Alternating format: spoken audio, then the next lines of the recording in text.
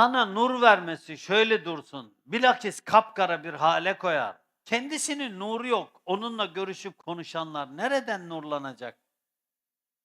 Bu yalancı hırsızlar, bu nefsine uymuş, bu heva ve hevesini ilah edinmiş, sahte önderler. Evet, başka bir tabir bulamıyorum çünkü.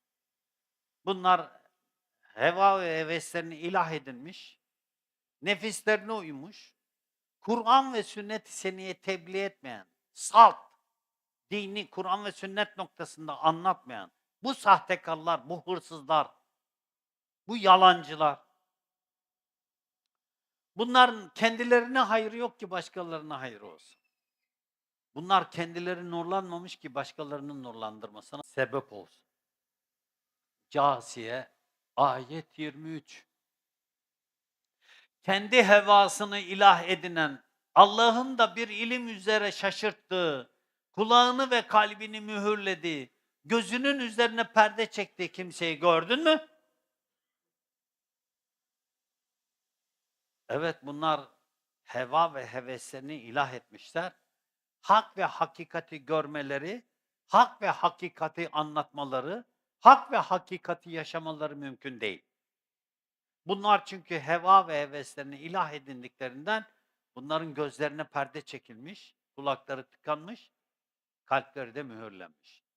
Bunların hakikati duyma, hakikati görme, hakikati yaşama mümkün değil. Neden? Bunlar çünkü sapmışlar, saptırmışlar. Sapkınlıklarından dolayı mühürlenmişler. Bunlar güya Allah'ı ve müminleri aldatmaya çalışırlar. Oysa onlar sadece kendilerini aldatırlar da bunun farkında değiller. Bakara ayet 9. Bunlar normalde Allah'ı ve müminleri aldatmaya çalışıyorlar. Hani kafasına bir takke geçiriyor, bir aşır okuyor. Ne güzel okuyor. Sen de diyorsun ki ya oh ya bir aşır okudu. Adam şimdi hırsızlıktan içeride aşır okuyor. Kafasında takke cami cami dolaşıyordu. Herhangi bir kimse hiç önemli değil. Adam oy zamanı kafasında takke dolaşıyor. Bütün cemaat, tarikat ne varsa. Öyle değil mi?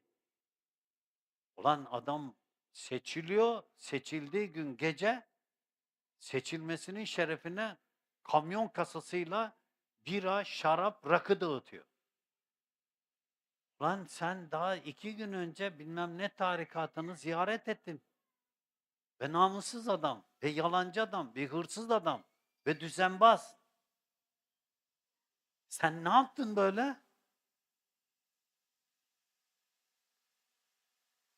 Adam Müslümanların önüne çıktı. Kur'an sünnet dedi. Bilmem ne gecesinde dansöz oynattı. Ulan sen hangi partidensin? Sen nesin? Milliyetçi muhafazakar kimi sahneye çıkardı? Açın, soyunun, hiç kimse size karışamaz diyenin şarlatanı çıkardı. Ya sen nesin? Kimi çıkardın? Kime paranı yedirdin? Belediyelerin paralarını kime yedirdiniz ya? Hani milliyetçi muhafazakardınız siz? 365 gün dine aykırı hareket eden, dine küfreden, dinle alay eden, dine hakaret eden, dindarlara hakaret eden, neydi belirsiz insanları dindarların önüne çıkardınız?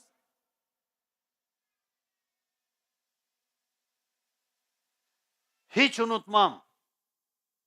Melih Gökçek Refah Partisi'nden belediye başkanı oldu Ankara'ya. Muazzez Abacı'yı çıkardı. Muazzez Abacı iş çamarsız çıktı sahneye.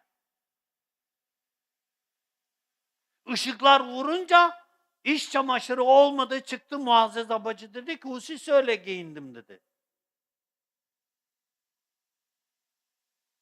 Melih Gökçek kim? İsim veriyorum.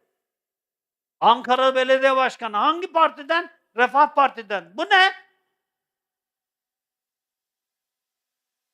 Şimdi Refah Partililer kızacak bana. Siz başlattınız. Kim şerden bir kaparalarsa, kaç kişi geçerse geçsin, ondan nasibini alır. Hadi buyurun.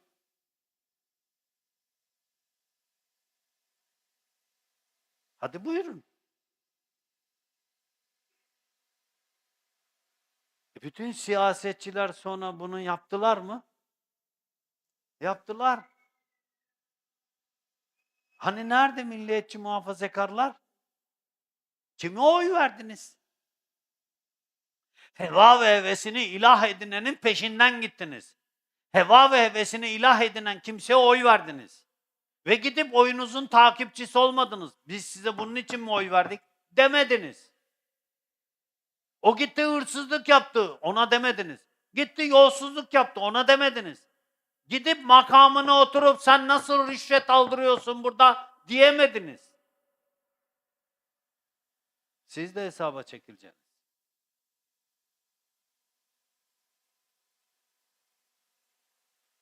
Siz de hesaba çekileceksiniz.